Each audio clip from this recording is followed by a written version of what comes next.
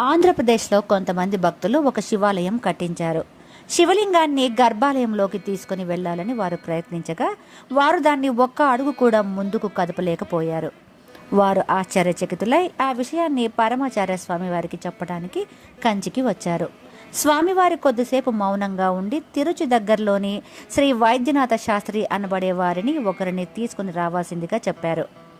వారు వైద్యనాథ శాస్త్రి గారి చెవిలో ఏదో చెప్పి ఆ భక్తులతో వీరిని మీతో పాటు తీసుకువెళ్ళండి అని చెప్పారు. భక్తులు ఊరికి రాగానే శాస్త్రి గారు రోజు వారి నిత్యానుష్ఠానం తర్వాత గంటల తరబడి జపం చేసేవారే కానీ సమస్యను నివారించడానికి వారు ఎలాంటి సలహా ఇవ్వలేదు. శాస్త్రి గారిని ఏమి అడగకుండా ఏమి జరుగుతుందో చూద్దామని ఊరుకుండిపోయారు. శాస్త్రి గారు ఆ ఊరు వచ్చిన 21వ రోజున జపం ముగించుకొని శివలింగాన్ని గర్భాలయంలోకి తీసుకుని రావాల్సిందిగా వారికి చెప్పారు. వారు దాన్ని చాలా తేలికగా కదిలించగలిగారు. ఒక్క అడుగు కూడా ముందుకు కదిలించడానికి వీలు కానంత బరువున్న ఈ శివలింగం ఇప్పుడు దూది పింజలా చాలా తేలికగా ఉంది. ఈ అద్భుతం ఏమిటో తమకు వివరించగలరని భక్తులు శాస్త్రి గారిని వేడుకున్నారు.